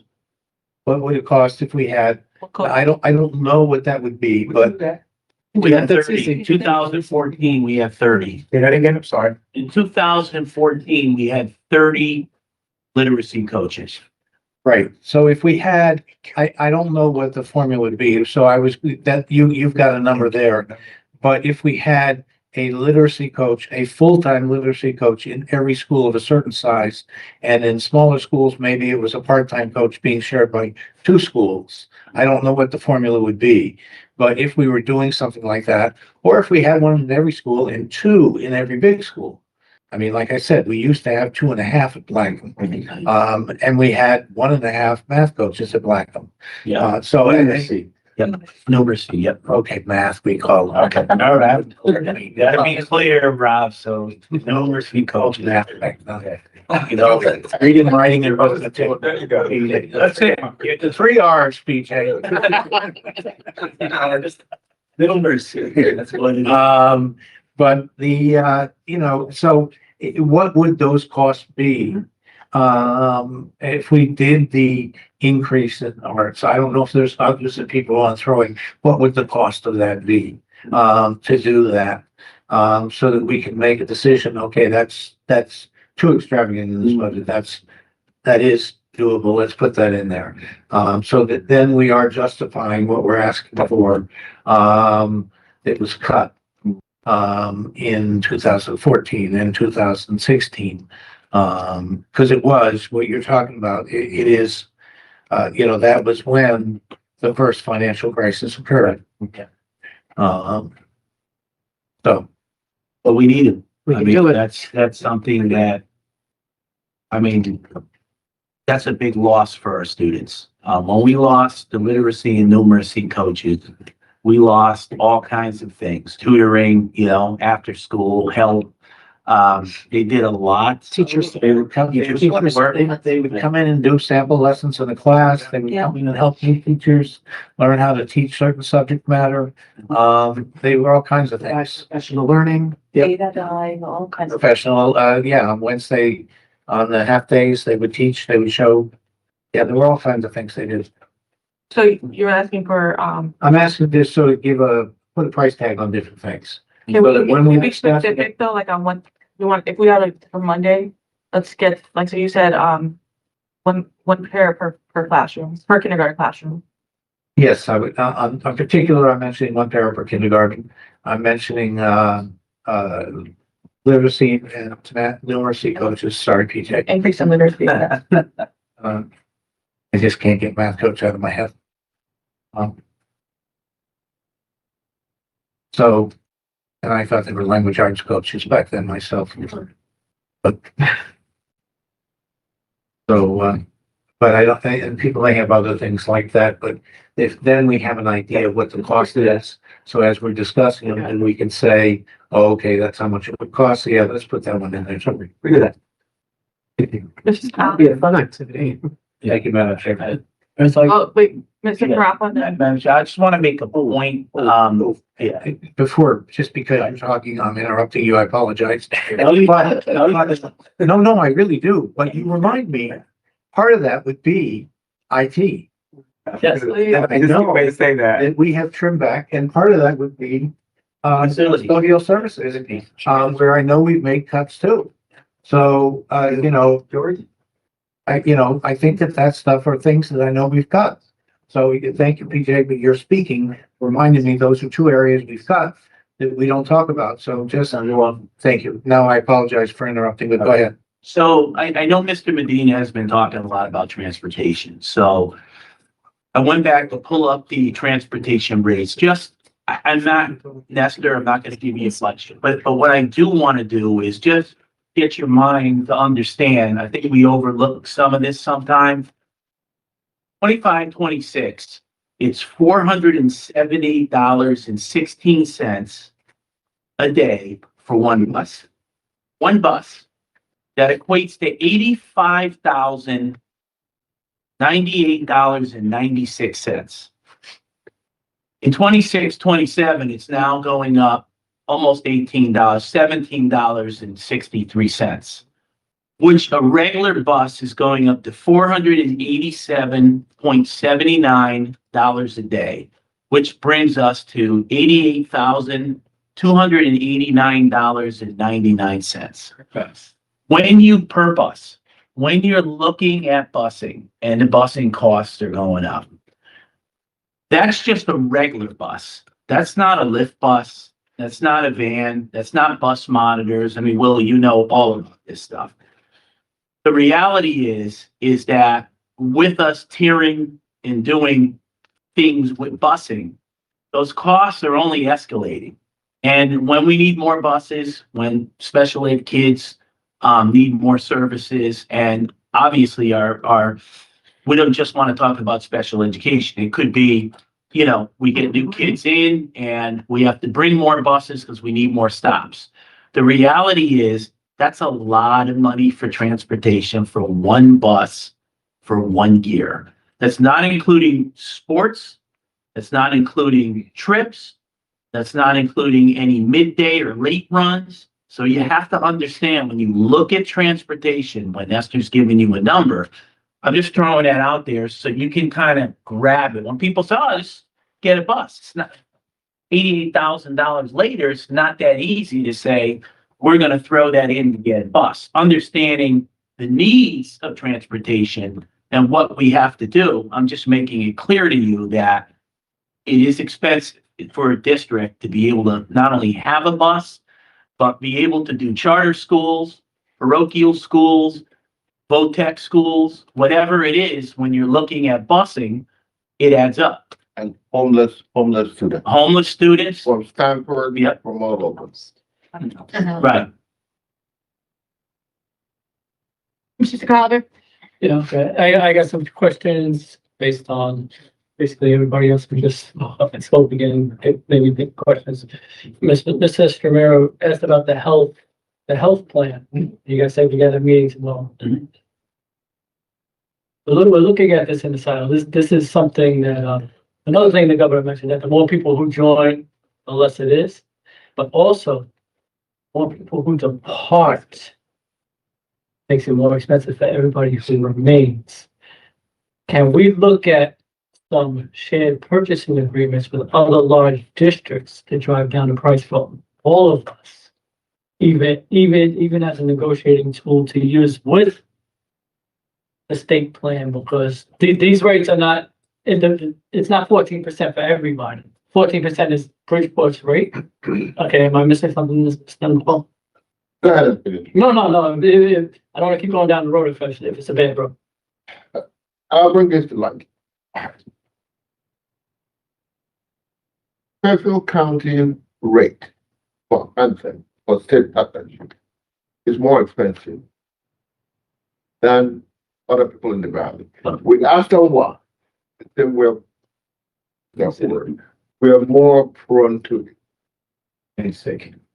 Okay, now question based on that. They're saying Fairfield County is higher than everybody else, but if Fairfield County was to collectively pull out and seek another provider other than state plan as a joint, say, I don't know the numbers, say 100,000 participant employee, and shop that plan to other places, is it possible that we as a collective could bring down the rate from that 14% increase, or at the very least, put the fear of God to the state plan that you're gonna lose one of the biggest customers? I think the other driver in Fairfield County is the cost of care, which is the highest in the state. So our doctors, our facilities cost more than other parts of the state, which drives the cost. And I think the state partnership model is what you're describing, where communities band together to join in. I don't know of any other model that other districts are looking at besides either going to your own self-insured plan or the state plan. And every district are having these conversations because healthcare costs are driving every district, even the more affluent districts are still, their budgets are still increasing. I mean, obviously we have a different problem because we're such a large district, but we're kind of stuck geography. And we're also stuck with, you know, the state partnership plan is not able to deliver the savings that they used to be able to deliver due to the rising healthcare costs for everybody. So it's a problem that a lot of districts are having. Yeah, and the main point I'm getting is basically it's a monopoly that we gotta try to somehow break that monopoly. So this competition breeds lower prices, and so this is how we consider. Okay, now I think this issue. Next point, Mr. Emerge, even as name was about the BMA. Have we factored in? I know it's not happening yet. It's not approved yet. Potential increases in transportation costs because Fairchild Wheeler is out of the way. Fairchild Wheeler is almost by itself, just by where it's situated, at least a half a mile from any house. So I'm just making a quick assumption based on that topography of the state, of the city, that there's gonna be more kids that are gonna be jumping on a bus. Yeah. There will be, absolutely. And we also put in consideration Winthrop. All of Winthrop now will be bused to BMA or, Campus. that campus, yes. And to Mr. Traver's point, I would like to see, I mean, it's probably not that labor intensive, just a dollar sign next to each position. Like a average cost or whatever have you. We can do that. Yeah, we can do that. And then rather than, So when you look at a coach, we'll take Right. an average coach salary and we'll times that by the number of coaches that we're gonna try to hire. Again, that's justification for right, those numbers. and it would be clear, cause, We can do that. Cause we could go get everybody who wants what. I think it'd just be easier for you guys to go down the line and just hit all of them. Yeah. That's fine. We can have that done by Monday, I think. At least a good shot at it anyway, to where you guys have some data sources. If we got like a number that. Yeah, we can do that. If we could do that. But at least it sounds like some of it, I don't, Information, yeah, but the positions on page 20? No, the ones you had, the add-on. All of it. All the ones kindergarten parents, what's the average cost? I just was confused. I think it- Right, additional clarity, I was talking about. Yeah, They're gonna ask. Anything that we might be adding on. Correct. Yes, sir. Yeah. 16, Thank you. the table you guys got. Yep. What do I call it? The board additional ask? What do I call it? yeah, The board additional. yeah. Additional bus. Any other that might be considered adding on? Whatever you want to call it. I'm just going. Talking about extra this, extra that, money, travel question, I'm just throwing this up there just in case if we can have additional money. We'd love to have the homeschool coordinators, that, Yeah, that's on the list. why? There's a lot of change they do, things in our schools. When they work with parents, staff, students, Got it. homeless. No, I'm telling you, they do an amazing job. We're missing a lot, especially if they work very, very close with the pack and PTSO with parents, stuff like that. I miss them. I miss all of my homeschool coordinators. They are so amazing. I just throw their, A lot of people do. yeah. Thank you. Right, and that's baked into the chart, Mr. Benet, the ones I sent them, it's every cut we made since 2016 to 2020. And all those positions on this, we get a list of all of Yeah. that, we go. Yeah, he shared that with us and then we're gonna provide some additional data to that. So we're working on that right now as we speak. But again, I think we'll be able to give you guys additional data sources to be able to kind of really kind of collaborate on Monday to be able to get a good number to kind of position ourselves for the ask. Thank you. I just want to put on your radar, this was my point, that on Monday, we're also gonna submit a city ask. So the city ask, and so we had to, come up with a number that we're gonna request from the city. And so, go ahead, Mr. Calvick. Yeah, I get you, this is kind of the part I'm trying to do, to forward for. The city ask should be. You can always, the state gives us more money. It's understood, we're at 44 million now, the state's not gonna give us that. So if we try to figure out the difference between 44 million and what we're getting, which right now is 0, the ask would be 44 million from the state. I mean, from the city, trying to make up for that. But what we're not getting from the state, because obviously we need 44 million. So assuming that the state is still giving us 0, and we want 90 million. Yes, the city for 90 million, but if the state comes back and gives us 30-40 million dollars, of course, that ask for the city can be reduced in a proportional amount. Because I'm just, they won't even give us a third of what we're asking you, so. But we got a 10. the numbers got to be, somebody has to get into with the money, whether it's the city or the state. If we don't ask for the highest possible that we don't get from the state. We are on record basically asking for less and even for our children. I know, I'm just to clarify, like, No, I think 2 years ago, we asked for 18, it's got 3, and then last year it's 30. This year you asked for 30. Yeah, so we're not even getting. There you go. 10%. That's what you asked for this year, but this time last year. And the worst case scenario is they give Every 3.1. they give us the same amount, but it's just a bigger spread from what we asked. Then that's say no.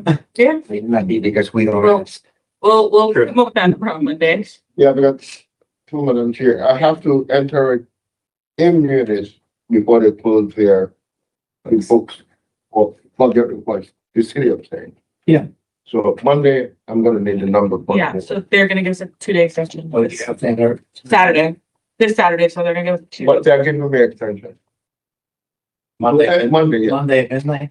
Yeah, it's a 3-month. Yeah, that's right. I mean, All you gotta just pick a number in there and punch I it. mean, Yeah. I'm only changing one number.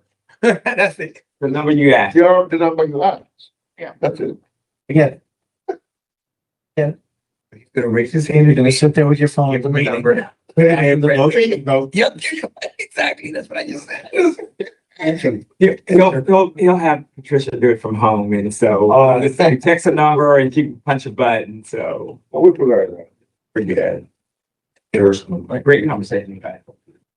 We can move this fiscal board, however.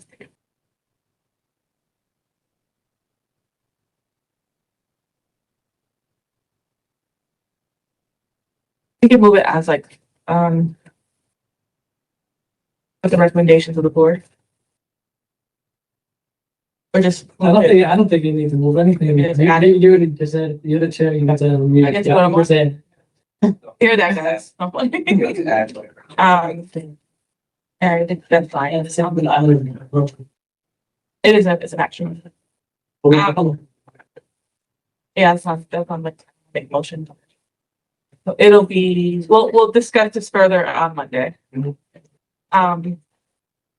Yes. Just to the chair, Yes. you bring it as an action and then you can do motions and all that stuff. Yeah. As it's on. On For Monday. the agenda. You have a full, Yeah. All right, guys, committee members, if there's any further questions from you? Any other, okay, so is there a motion to adjourn? Motion to adjourn. I'll second it. All in favor? Aye. Aye. All righty, we're returning at 7:36. Yeah, you can't think.